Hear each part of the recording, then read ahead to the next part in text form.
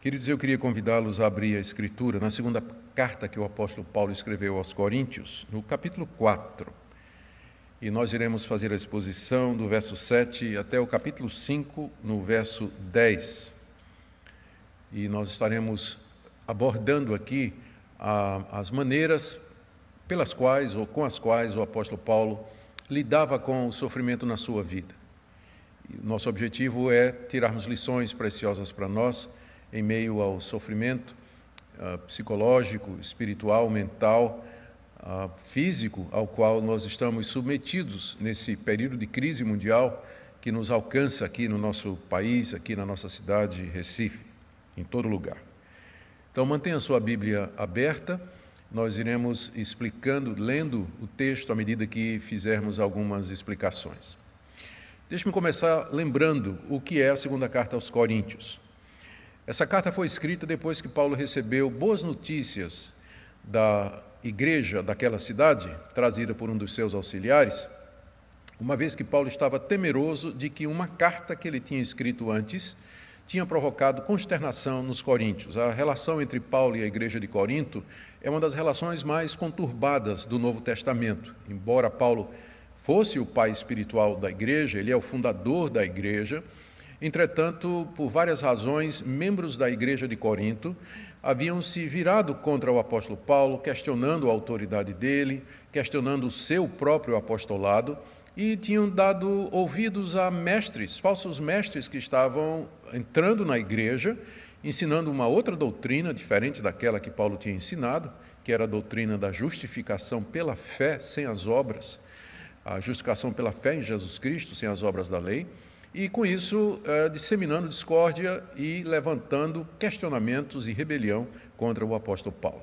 É nesse contexto que Paulo faz uma visita a Corinto, manda uma carta pesada a eles, e ele estava meio que na expectativa, de qual teria sido o resultado daquilo ali.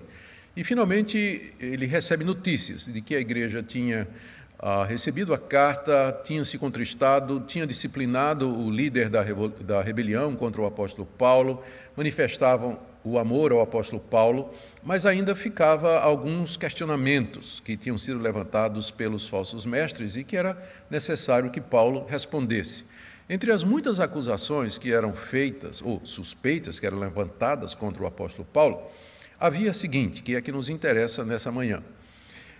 O fato que era sabido por todas as pessoas é que o apóstolo Paulo, aonde ele chegava pregando, ele era rejeitado pelos judeus. Qualquer cidade que ele fosse, a estratégia, primeiro a sinagoga, depois os gentios. E, sistematicamente, Paulo era rejeitado pela liderança judaica das cidades onde ele ia, primeiramente, pregar o evangelho.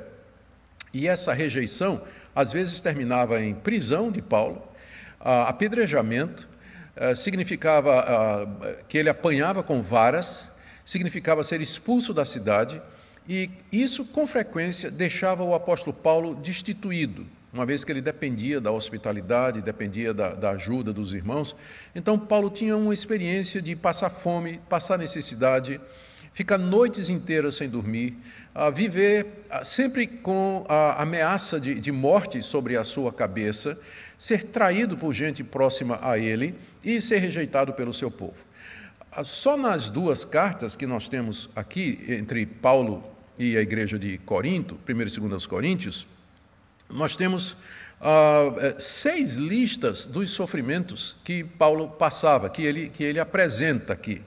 E 1 aos Coríntios, capítulo 4, do verso 11 até o verso 12, 2 aos Coríntios, capítulo 6, do verso 4 até o verso 10, 2 aos Coríntios 11, de 23 a 29, também nessa mesma carta, capítulo 12, de 7 a 8, e essa lista que nós vamos ler agora. E por que Paulo faz essa lista de sofrimentos? Por que ele fala disso? É porque os falsos mestres estavam dizendo que esses sofrimentos eram uma prova de que Paulo não era de Deus. O argumento é esse. Se Paulo era de Deus, por que Deus permitia que ele passasse por todo esse tipo de sofrimento? Privação, fome, sede, não tinha casa, não tinha onde pousar, não tinha o básico, às vezes, para viver, passando necessidade por alguns dias. Por que Paulo não Por que Paulo sofria tanto? Por que ele apanhava tanto? Não seria essa uma prova, perguntavam os adversários de Paulo, de que ele realmente não era de Deus? Será que Deus trataria dessa forma o seu servo, o seu enviado, o seu apóstolo aos gentios, se ele fosse de fato um homem de Deus? E aí então os sofrimentos eram usados para dizer: você não é de Deus, porque se você fosse de Deus, você não passaria por todas estas coisas. Então, uma das coisas pelas quais Paulo, um dos motivos pelos quais Paulo escreve a segunda carta aos Coríntios, é exatamente para responder a esse tipo de alegação. E no texto aqui que temos diante de nós, ele vai responder. Ele vai dar a razão dos seus sofrimentos, ele vai responder a isso, primeiro dando a razão dos sofrimentos, que vai ser aí do capítulo 4, verso 7 até o verso 15, Paulo explica por que é que ele sofre, e ele depois vai dizer por que é que ele não desanima, mesmo em meio a tanto sofrimento, que vai ser do capítulo 4, verso 16 até 5, verso 10. Então, são duas divisões da minha exposição nessa manhã. A primeira, a razão dos sofrimentos de Paulo, e segundo, o que é que ele fazia para não desanimar em meio a todo aquele sofrimento. Ele está dando uma explicação por que é que ele continuava a servir a Cristo e pregar o Evangelho, mesmo que ele passasse por situações tão tensas como aquelas que ele descreve naquelas listas. Então vamos ler a primeira parte, do verso 7 até o verso 15, onde Paulo explica porque ele era submetido a tanto sofrimento. Temos, porém, esse tesouro em vasos de barro, para que a excelência do poder seja de Deus e não de nós. Em tudo somos atribulados, porém não angustiados, perplexos, porém não desanimados, perseguidos, porém não desamparados, abatidos, porém não destruídos, levando sempre no corpo o morrer de Jesus, para que também a sua vida se manifeste em nosso corpo. Porque nós que vivemos somos sempre entregues à morte por causa de Jesus, para que também a vida de Jesus se manifeste em nossa carne mortal. De modo que em nós opera a morte, mas em vós a vida. Tendo, porém, o mesmo espírito da fé, como está escrito: eu criei, por isso é que falei. Também nós cremos, por isso também falamos, sabendo que aquele que ressuscitou o Senhor Jesus também nos ressuscitará com Jesus e nos apresentará convosco. Porque todas as coisas existem por amor de vós, para que a graça, multiplicando-se, torne abundantes as ações de graças por meio de muitos, para a glória de Deus. Vejamos as explicações, são 4 explicações que Paulo coloca aqui para os sofrimentos. Por que Deus deixava que ele sofresse tanto? A primeira razão pela qual Deus permitia que Paulo sofresse é para que ficasse claro de onde vinha o poder do apóstolo Paulo. Está aí no verso 7. Temos este tesouro em vasos de barro, para que a excelência do poder seja de Deus e não de nós. O tesouro que Paulo se refere está mencionado no verso anterior, e que está ligado ao nosso verso pelo porém. O que é que ele disse no verso 6, o verso anterior? Ele falou que Deus é que resplandeceu em nosso coração para a iluminação do conhecimento da glória de Deus na face de Cristo. Ou seja, o conhecimento de Deus na face de Cristo, que é o próprio Evangelho, esse é o tesouro mais precioso que Paulo carregava no seu peito e no seu coração. Entretanto, verso 7, esse tesouro ele vem em vasos de barro. Essa era uma prática muito comum naquela época, em que não tinha a segurança dos bancos ou, enfim, a segurança dos recursos de alguém. As pessoas pegavam o que elas tinham de mais precioso, como moedas, como objetos, joias e outras coisas que eram importantes para elas, e elas escondiam em vasos de barro. Por quê? O vaso de barro era vaso simples, que era comprado na feira, né, que não tinha valor nenhum, e que ninguém não despertaria a atenção de ninguém. Se um ladrão entrasse na casa, ele talvez ia pegar um vaso mais caro, mais precioso, mas um vaso de barro simples, encostado assim num canto, ninguém ia prestar atenção. Só que dentro daquele vaso, que por fora parecia sem valor, extremamente frágil, estava o tesouro ali guardado. É assim que Paulo se vê. Ele é o vaso de barro, carregando dentro dele o tesouro mais precioso de todos, que é o conhecimento de Deus na face de Jesus Cristo. Só que para que esse tesouro apareça, para que ele se mostre em toda a sua grandeza, o vaso tem que ser quebrado, o vaso tem que ser esmagado, para que então aquilo que está dentro dele possa aparecer. O ponto é esse, que os sofrimentos que Deus permite que ele passe, são Deus quebrando o vaso, que é o apóstolo Paulo, para que, através disso, o conhecimento de Deus na face de Cristo, que é o tesouro, seja manifesto a todos. E que fique claro que o poder do apóstolo Paulo, não o poder de pregação dele, o poder de convencimento, o poder para fazer sinais e prodígios, o poder para fundar igrejas, o poder para continuar servindo, não vinha de Paulo. Ele era um mero vaso de barro, mas vinha de Deus, desse conhecimento do poder do Evangelho abrigado no seu peito, oculto pelo vaso que era quebrado para que se revelasse esse tesouro em toda a sua grandeza. Essa é a primeira razão, para deixar claro de onde vem o poder. Não vem de nós, somos vasos de barro, mas de Deus, cujo conhecimento está na face de Cristo, que habita em nosso coração. A segunda razão que Paulo dá para os seus sofrimentos é que é dessa maneira que o poder de Deus se manifesta através dos seus sofrimentos. Ele explica isso fazendo alguns contrastes aí, 4 contrastes, do verso 8 até o verso 10. E o ponto desses contrastes aqui é o seguinte: apesar de Paulo ser levado ao limite, ao extremo do que ele poderia aguentar, ainda assim ele continuava. E isso porque Deus o sustentava. Deus quebrava Paulo, mas não ao ponto de destruir Paulo. Fazia isso ao ponto de ficar claro que Paulo dependia do poder de Deus para viver. Veja os contrastes que vêm aí, do verso 8 até o verso 9. São 4 contrastes. Ele diz: em tudo somos atribulados. Ser atribulado era quebradeira, né? Quebradeira. Porém, não angustiados. Paulo era atribulado, mas Deus não deixava que essa tribulação o levasse ao ponto da angústia extrema. Deus o sustentava. Segundo contraste, perplexos, porém não desanimados. Não poucas vezes Paulo ficou perplexo. Perplexo é confuso, incerto, sem entender uma situação, né? Espantado com alguma coisa. Não poucas vezes na sua vida Paulo ficou assim diante da intensidade dos sofrimentos que vinham sobre ele. Mas ele não desanimava. Perplexo, porém não desanimado. Deus não forçava a estrutura de Paulo além daquilo que Paulo podia aguentar. Ele podia ficar perplexo, mas a falta de compreensão, de entendimento momentânea, às vezes, do que é que estava acontecendo, não desanimava o apóstolo Paulo, porque ele sabia que Deus estava no controle. O terceiro contraste está no verso 9. Perseguidos, porém não desamparados. Se tem alguém que sabia o que era ser perseguido, era o apóstolo Paulo. Era perseguido em toda a cidade que ele passava, inclusive pelos seus patrícios, os judeus, às vezes por gente da própria igreja, como era o caso da igreja de Corinto. Porém, mesmo que ele era perseguido, ele não se via desamparado.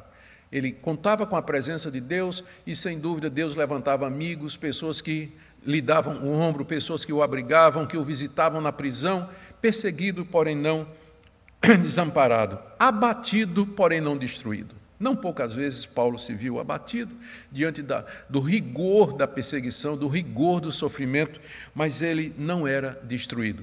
Esses 4 contrastes, eles mostram o seguinte: a quebradeira vinha em cima do apóstolo Paulo para que o tesouro escondido se manifestasse, mas não ao ponto de destruí-lo completamente. Não ao ponto de o apóstolo Paulo dizer: agora basta, não aguento mais, Deus está sendo injusto comigo, e virasse as costas e fosse embora. Deus o segurava no limite, né? Paulo era mantido no extremo, no limite do que ele podia suportar, mas Deus não permitia que ele fosse mais adiante. Então, essa é a explicação que ele está dando para os seus sofrimentos, né? Primeiro, para que ficasse claro que o poder vem de Deus, e segundo, para que o poder de Deus se manifestasse em sustentá-lo, mesmo em meio a todas aquelas provações que ele estava passando. A terceira razão para os seus sofrimentos está aí, do verso 10 até o verso 11, e em linhas gerais ele está dizendo o seguinte: que isso é necessário para que a vida de Cristo se manifestasse através dele. A vida do Cristo ressurreto, o Cristo que surgiu dos mortos, foi assunto aos céus, entronizado à direita de Deus, glorificado e recebeu todo o poder no céu e na terra, e que pelo Espírito Santo habita em nosso coração.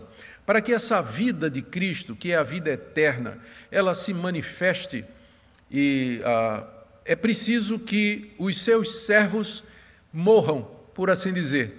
Nós temos que morrer para que Cristo viva em nós. Morrer aqui não é morrer fisicamente. É aquilo que Jesus disse: se alguém quer vir após mim, negue-se a si mesmo, tome sua cruz e me siga.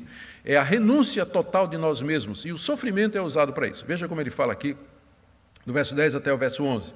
Porque nós que vivemos, quando ele fala nós, ele está falando a si, refere-se a si e aos demais obreiros cristãos. Nós que vivemos, somos sempre entregues à morte por causa de Jesus. Nós que vivemos somos sempre entregues à morte por causa de Jesus. Ser entregue à morte é ser entregue a esse sofrimento que inclui tortura e a possibilidade de morte. Razão, para que também a sua vida, a vida de Cristo, se manifeste em nosso corpo. Para que a vida de Cristo se manifeste no nosso corpo, para que Jesus viva em nós, é necessário que nós morramos. Como Paulo disse na carta aos Gálatas: não eu, mas Cristo vive em mim. Já estou crucificado com Cristo, de forma que não sou eu mais que vivo, mas Cristo vive em mim. Para que Cristo viva em nós, para que a vida de Cristo se manifeste através de nós, Deus tem, desculpa a expressão, Deus tem que nos matar. E Ele faz isso através da quebradeira do vaso, através do sofrimento, através da dor, através da provação, que é quando a gente desiste de si mesmo e nós nos apegamos a Deus, reconhecendo que é de Deus que vem todo o poder e toda a autoridade. Veja o verso 11, onde esse assunto ele é explicado de uma maneira mais clara também. Nós que vivemos, somos sempre entregues à morte por causa de Jesus, para que também a vida de Jesus se manifeste em nossa carne mortal. Ele está repetindo a mesma coisa com outras palavras. É preciso que eu morra para que a vida de Cristo se manifeste em meu lugar. E a razão é por esse motivo, então, que ele está sempre entregue à morte. Essa expressão que Paulo usa aqui, levo sempre no corpo o morrer de Jesus, no verso 10 e no verso 11, nós que vivemos somos sempre entregues à morte por causa de Jesus. Quando leio essas expressões, eu sempre gosto de lembrar que Paulo, não gosto de lembrar, mas eu sempre lembro que Paulo vivia como alguém condenado à morte. Paulo vivia como alguém que já tinha sentenciado a receber a pena de morte. E isso me remete à prática que existe em alguns estados americanos, onde existe a pena de morte, de que no dia da execução do condenado, o condenado foi apenado a morrer, câmara de gás, ou injeção letal, ou cadeira elétrica, qualquer que seja a pena, o condenado, então, chegado o dia da sua execução, ele era tirado da sua cela pelos soldados, pelos guardas, acorrentado, e ele caminhava pelo chamado corredor da morte, que era um corredor que passava pelas celas dos outros prisioneiros e que terminava lá na sala onde ele ia ser executado. E à medida que ele caminhava, os seus companheiros de prisão ficavam batendo nas grades e dizendo dead man walking, que significa homem morto caminhando. Ele não estava morto ainda, mas era só uma questão de tempo. Ele era um homem morto caminhando. É assim que Paulo se vê. A dead man walking, um homem morto caminhando. A sentença de morte pesava sobre ele constantemente. Para quê? Não que ele tivesse cometido algum crime, mas esse é o meio de Deus pelo qual a vida de Cristo brotasse da vida de Paulo. Para isso nós temos que morrer primeiro. Essa é a explicação número 3 que ele dá dos seus sofrimentos. A primeira é que é preciso que fique claro que o poder vem de Deus. A segunda é que o poder de Deus se manifesta em sustentá-lo no limite. E a terceira é preciso que ele morra para que a vida de Cristo se manifeste nele. E a quarta explicação é que é dessa forma que as ovelhas recebem vida através da morte do seu pastor. Verso 12. De modo que em nós opera a morte, nós, Paulo está falando como pastor, como pregador, em nós opera a morte, mas em vós, e agora está se dirigindo aos coríntios, em vós opera a vida. O pastor tem que morrer para que o rebanho possa viver. Ou seja, Deus usa o sofrimento para quebrar o pastor, para que a vida de Cristo se manifeste através dele e assim o rebanho seja alimentado. Porque o que traz vida ao rebanho não é a vida do pastor. Nós somos pecadores, nós somos indignos, somos corrompidos. mas através de pessoas quebradas, quebrantadas, Deus pode transmitir a vida do Cristo ressurreto, que é o que realmente alimenta o rebanho, que é o que transforma vidas, que converte pecadores, que consola, que edifica a igreja. E nós temos que, então, ser submetidos a esse processo, até que nós desistamos de nós mesmos e permitamos que Deus atue poderosamente em nós. Eu vi uma vez uma história, que talvez ilustre bem isso, que teve um retiro de pastores, e numa região, num lugar muito bonito, onde tinha um açude, onde se podia nadar, mas tinha um aviso de que o açude era fundo, a partir de uma certa altura, que o pessoal se acautelasse. Mas ali, num desses momentos de lazer, um desses pastores mais afoito, começou a nadar, foi até o meio do açude, e lá ele sentiu cãibras. E quem sofre de cãibras, sabe como dói mesmo, como é difícil. E ele começou a afundar, não tinha como nadar de volta, e ele começou a afundar. E começou a gritar e pedir socorro. Os demais pastores se reuniram ali ao redor daquele açude, ficaram olhando um para o outro para ver o que é que fazia, todo mundo perplexo, e se lembraram do pastor João. O pastor João era um ex-campeão de natação, e que era um exímio nadador. E o pastor João estava ali, e vendo lá o colega se afogando, e o pastor João estava lá. Simplesmente, E o colega lá no meio, socorro, socorro, se afogando lá, e todo mundo, João, vai, João, socorre, irmão. E João só olhando. Finalmente, depois de se debater muito, o pastor lá no meio do açude, desistiu, começou a afundar, aí João tirou a camisa, pulou, deu 3 braçadas, chegou lá, gentilmente pegou o colega e trouxe são e salvo para a margem do açude. E aí os pastores cercaram João. Você é cruel, você é desumano, como é que você deixa você desde o começo você podia ter ido lá e salvado, por que você deixou que ele passasse por tanto sofrimento? E João respondeu, se eu tivesse ido enquanto ele ainda tinha forças, ele ia se agarrar comigo e nós dois haveríamos de morrer. Eu só poderia ajudá-lo quando ele desistiu dele mesmo. É exatamente isso que acontece nesse processo, essa quebradeira toda, esse sofrimento todo, é para que nós desistamos de nós, para que a vida de Cristo se manifeste em nós e, através de nós, abençoe tantas outras pessoas. É por isso que Paulo sofria. Então, essa é a primeira parte, essa explicação que ele dá aqui dos sofrimentos que ele enfrentava, É que através dos sofrimentos Deus o mantinha humilde, quebrantado, dependendo de Deus, e assim Deus podia usá-lo poderosamente para instrumentação ou como instrumento de salvação do seu povo. Era essa a resposta que Paulo daria à insinuação de que os sofrimentos eram uma prova de que ele não era de Deus. A resposta de Paulo é, ao contrário, esses sofrimentos mostram que eu sou servo de Deus e que Deus tem que quebrar os seus servos para que, através deles, o seu poder possa fluir. Agora aqui, a partir do verso 13, eu tinha lido até o 15, agora a partir do verso 13, nós encontramos as explicações que Paulo dá, são várias explicações, são pelo menos 5, nós vamos por elas rapidamente. Paulo explica por que é que ele não desanima, mesmo em meio a todo esse sofrimento. E essa era a grande maravilha que uma pessoa que passasse ou que passava por tudo isso que o apóstolo Paulo passou, ele não desanimava. Quando a gente lê as listas aqui que Paulo coloca dos seus sofrimentos, eu confesso que se eu passasse por um terço daquilo que Paulo diz aqui que ele passou, eu não sei se eu ainda continuaria, eu não sei se eu teria condições de continuar pregando o Evangelho, sendo ministro do Evangelho. Por muito menos do que Paulo passa, muita gente já tem desistido do Evangelho e voltado atrás. Mas então por que Paulo continuava a pregar o Evangelho no meio de tantos sofrimentos? Como eu disse, são 5 ou 6 pontos aqui que eu quero ver com vocês rapidamente. O primeiro deles é que ele cria na ressurreição dos mortos. Ele cria que mesmo que os seus sofrimentos o levassem finalmente à morte, ele haveria de ressuscitar. Veja aí no verso 13 até o verso 15.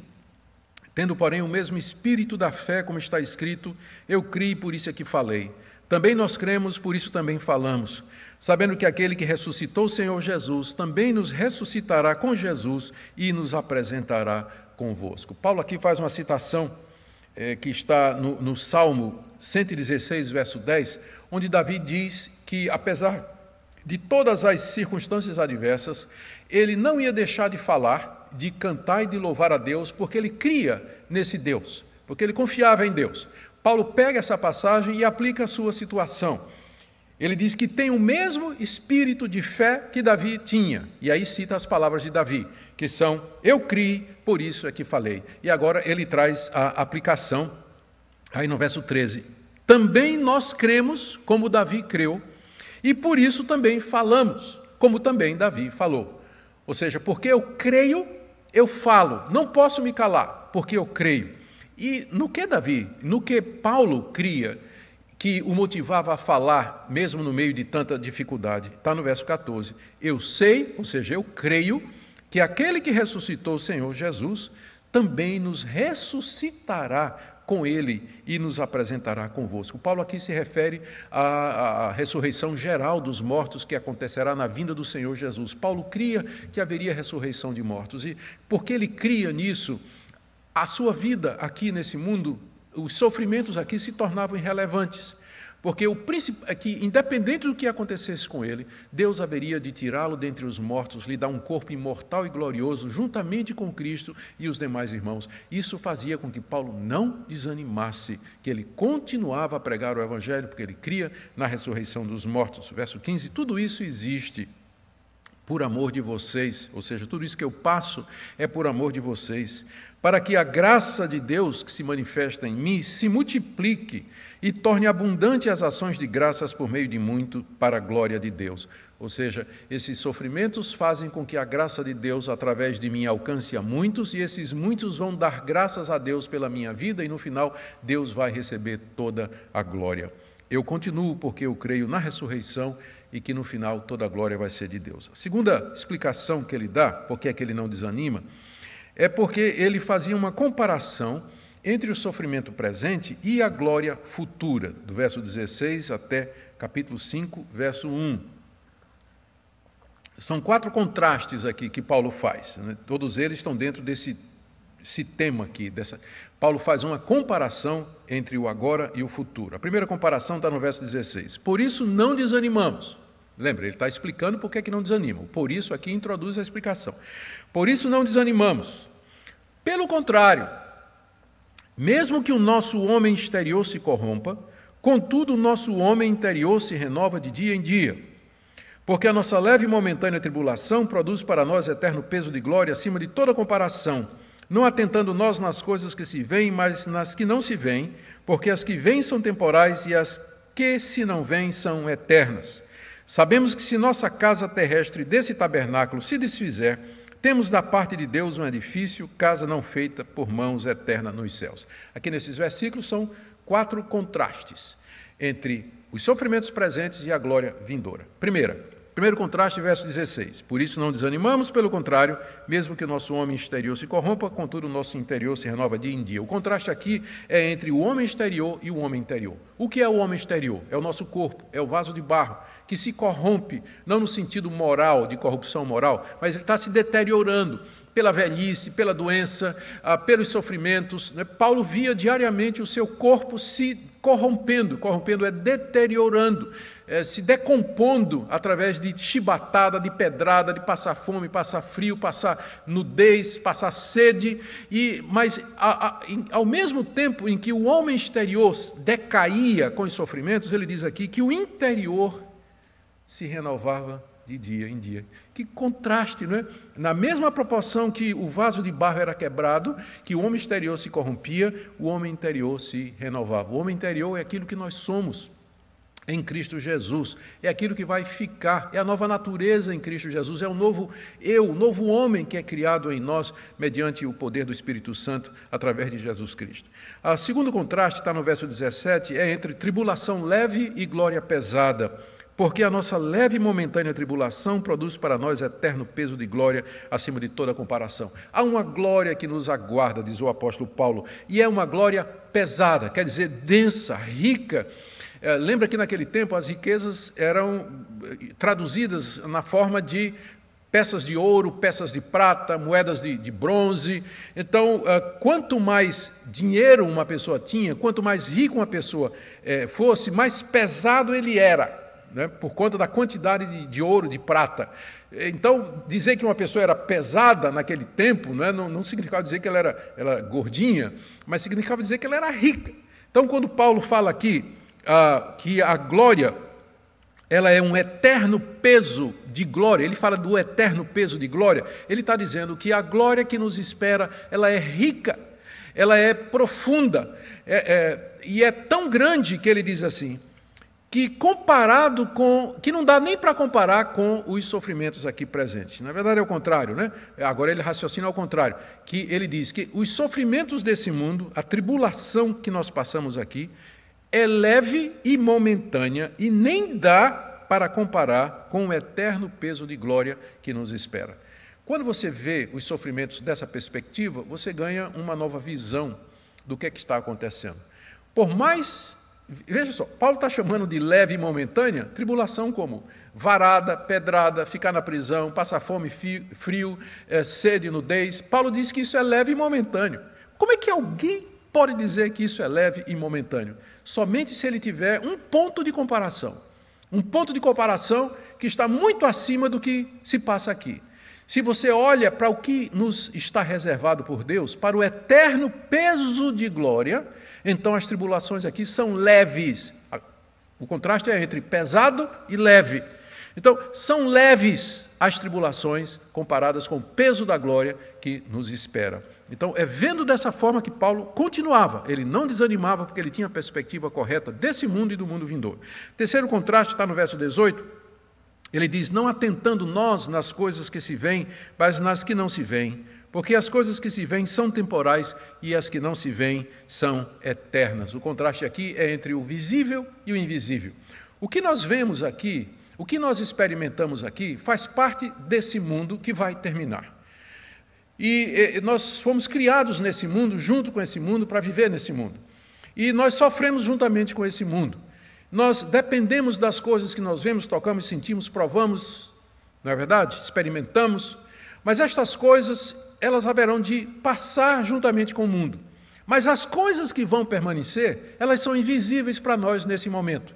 Deus é invisível, Senhor Jesus é invisível, a vida eterna é invisível, a glória pesada que nós falamos no verso anterior, ela é invisível, os que já morreram e que estão na glória também são invisíveis, os anjos que nos acompanham nos cercos e nos abençoam são invisíveis, todas as realidades que a Bíblia fala, que são eternas, que estão preparadas para nós, elas são invisíveis. Nós não conseguimos chegar a elas através da audição, olfato, paladar e tato, e do gosto, nós não conseguimos chegar, porque elas pertencem a uma outra realidade.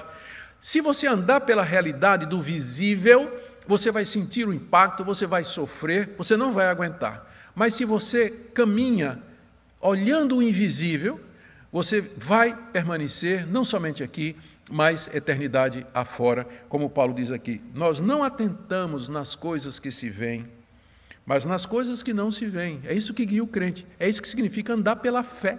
É isso que significa andar pela fé. Nós não atentamos nas coisas que se veem, mas nas que não se veem. Porque as coisas que se veem, elas são temporais, elas são temporárias, elas pertencem a esse mundo. Mas as coisas invisíveis, elas são eternas. Quando nós temos essa perspectiva, períodos como esse do coronavírus, por exemplo, do isolamento, do sofrimento, do caos e da crise política e econômica, ganha uma outra dimensão.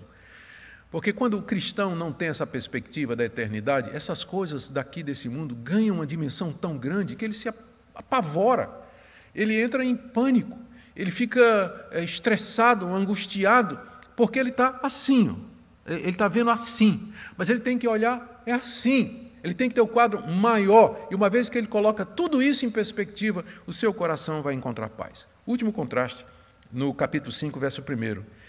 Ele diz assim, se a nossa casa terrestre desse tabernáculo se desfizer, nós temos da parte de Deus um edifício, casa não feita por mãos, eterna nos céus. O contraste aqui é entre um tabernáculo terrestre e uma casa no céu. O que Paulo está dizendo é o seguinte, eu agora moro num tabernáculo terrestre, uma casa terrestre, que é um tabernáculo, uma tenda.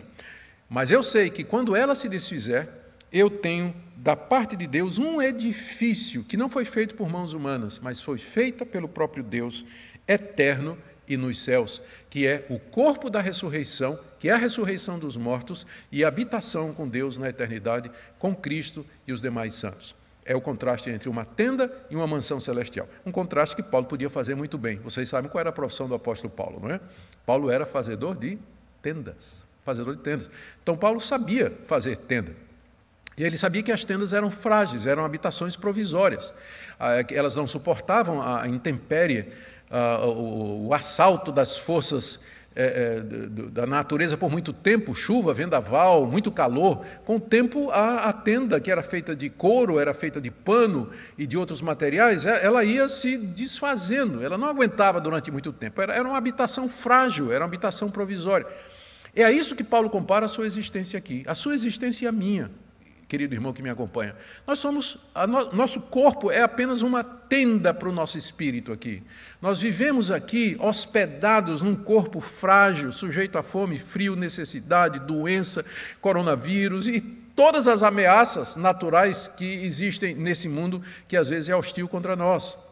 Mas nós sabemos que quando essa tenda se desfizer, quando a morte chegar, quando nós finalmente morrermos, nós temos algo muito melhor preparado por Deus, que é uma mansão feita pelo próprio Deus, eterna nos céus, que é o corpo da ressurreição, que é o estado de imortalidade quando Cristo vier nos tirar da sepultura.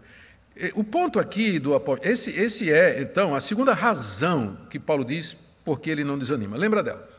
Primeira razão, eu creio na ressurreição, por isso eu não desanimo. Segunda razão, eu faço um contraste entre o aqui e o futuro, e o contraste era homem exterior versus homem interior, tribulação leve versus glória pesada, coisas visíveis versus coisas invisíveis, tabernáculo terrestre e casa nos céus. Agora Paulo passa para a terceira explicação pela qual ele não desanima,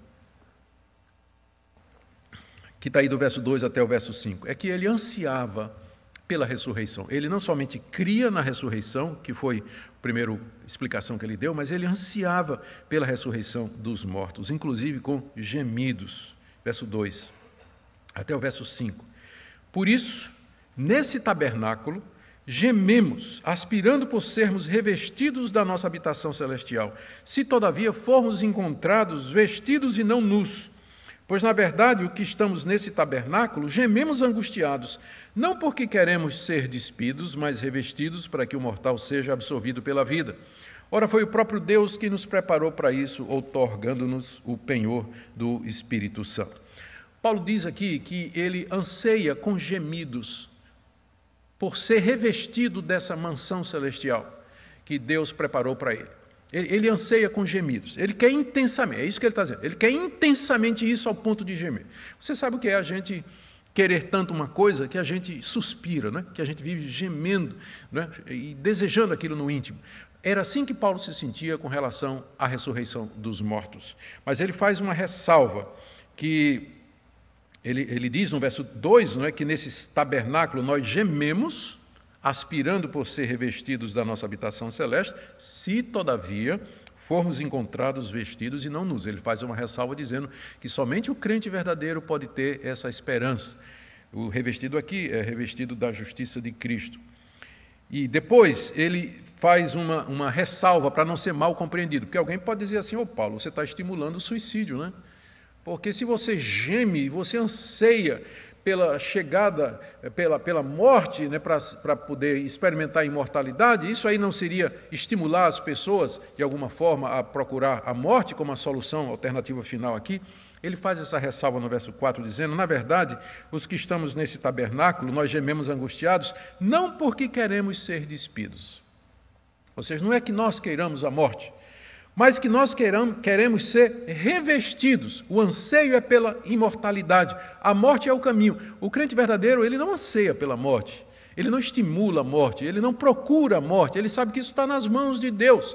Mas a gente sabe que quando ela chegar, pelo tempo de Deus, quando a morte chegar, nós seremos revestidos da imortalidade. E é isso pelo qual nós gememos, nós ansiamos e desejamos profundamente. E ele diz no verso 5 que foi o próprio Deus que estabeleceu isso. Olha que versículo lindo.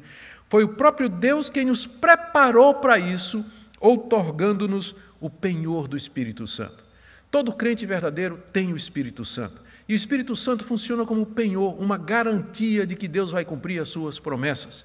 E é pelo Espírito Santo que nós gememos, esperando o momento da imortalidade, da ressurreição de Cristo, quando Ele vier e os nossos sofrimentos aqui terminarão. Tudo isso vai terminar. Pela graça de Deus, tudo isso vai terminar. Então, não desanimo, porque creio na ressurreição. Não desanimo porque os sofrimentos agora não dá nem para comparar com a glória para ser revelada em nós. Não desanimo porque eu vivo, na verdade, ansiando pela ressurreição. E não desanimo porque eu fico esperando o encontro com Jesus, versos 6 e 8 a 8. Temos, portanto, sempre bom ânimo. Nota o tom, né? Não desanimo, tenham sempre bom ânimo. Ele está explicando por quê. Temos, portanto, sempre bom ânimo, sabendo que, enquanto no corpo, estamos ausentes do Senhor, visto que nós andamos por fé e não pelo que vemos. Entretanto, estamos em plena confiança, preferindo deixar o corpo e habitar com o Senhor. Aqui o que ele está dizendo é que ele estava consciente de que, enquanto ele está aqui, ele está ausente do Senhor Jesus. Quando Cristo ressuscitou dos mortos com o corpo imortal, o corpo glorificado, ele marcou a separação física dos seus discípulos na ascensão. Ele levou os discípulos até Betânia, uma região fora de Jerusalém, e dali ele abençoou os discípulos, deu as últimas instruções e ele começou a subir aos céus no seu corpo ressurreto, de maneira visível.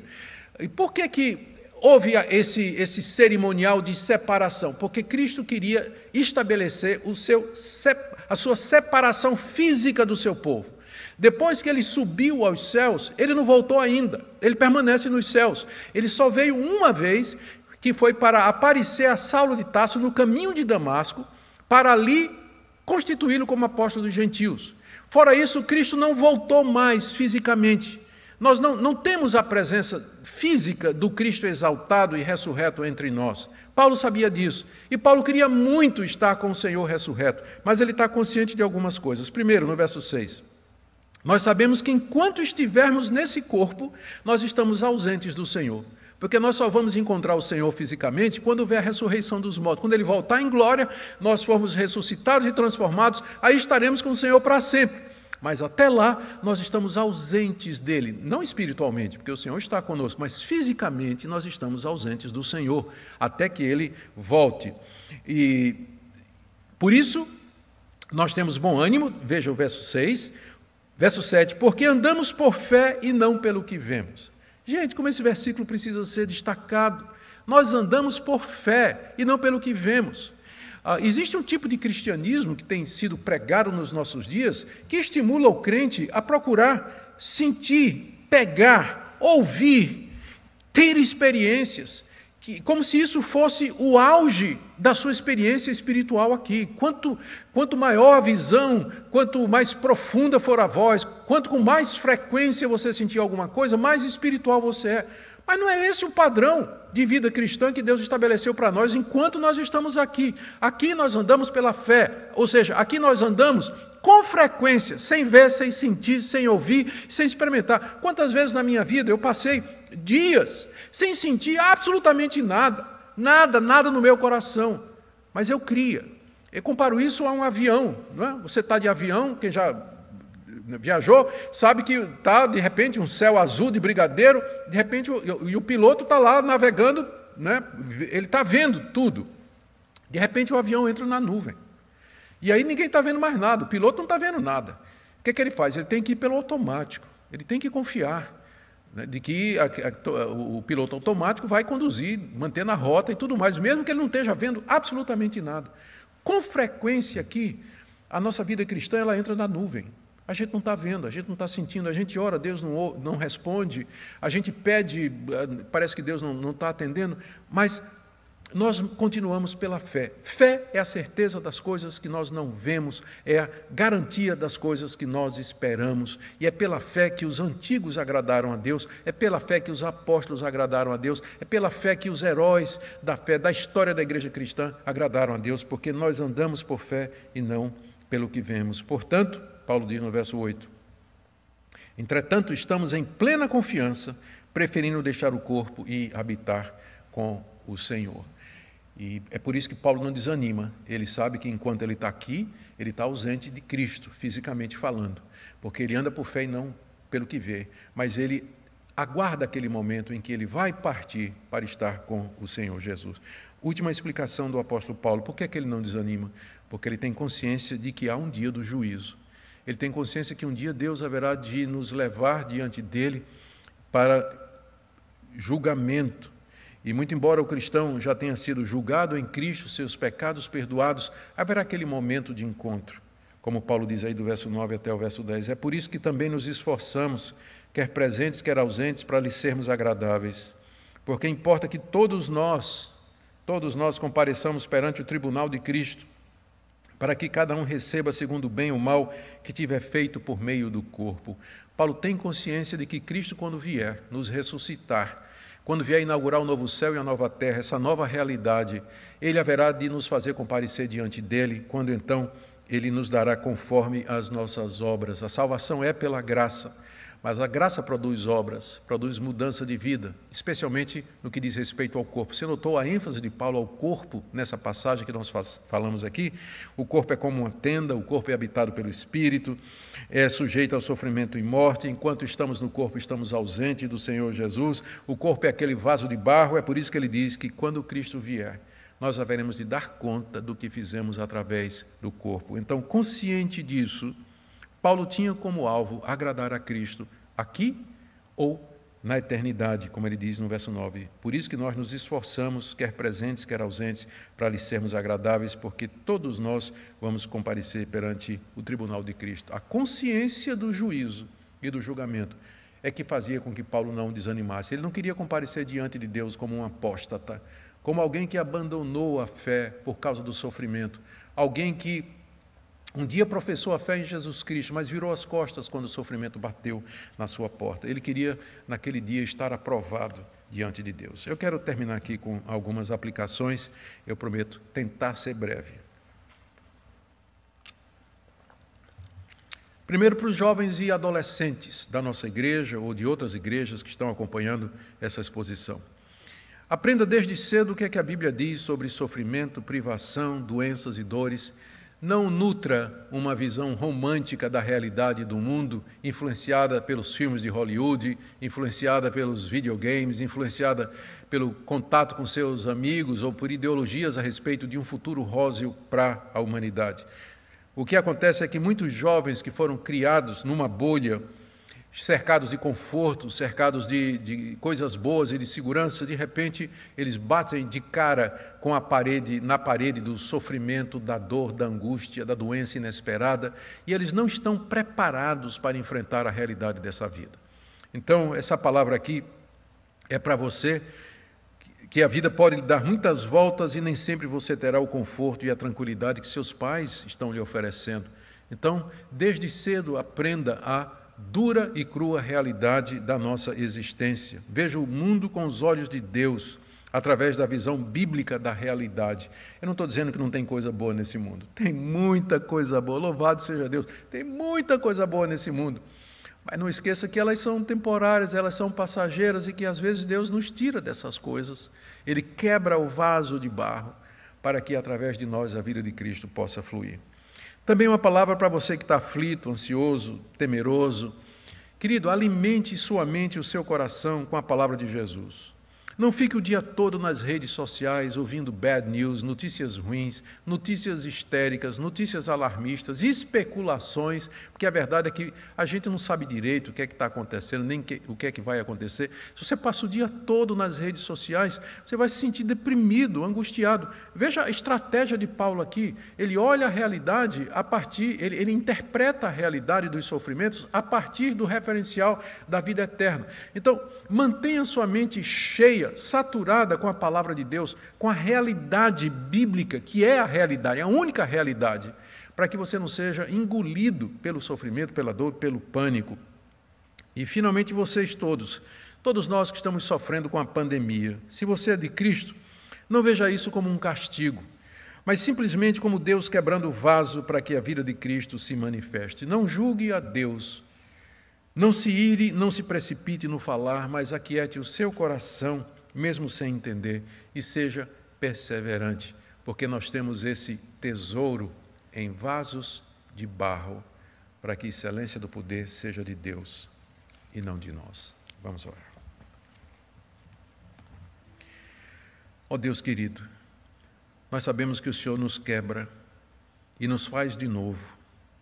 Sabemos que o Senhor arrebenta a nossa segurança carnal, a confiança no homem, para que nós nos voltemos a Ti. Nós sabemos que o Senhor nos leva ao ponto do desespero, para desistirmos de nós mesmos, para então estender a Tua mão salvadora, que nos livra do afogamento. Quebra a nossa vida, Senhor, faz de novo, para que nós sejamos fiéis, tementes a Ti, perseverantes aqui nesse mundo. Consola Teu povo nessa manhã. Tem misericórdia das nossas autoridades, do nosso país, da Tua igreja.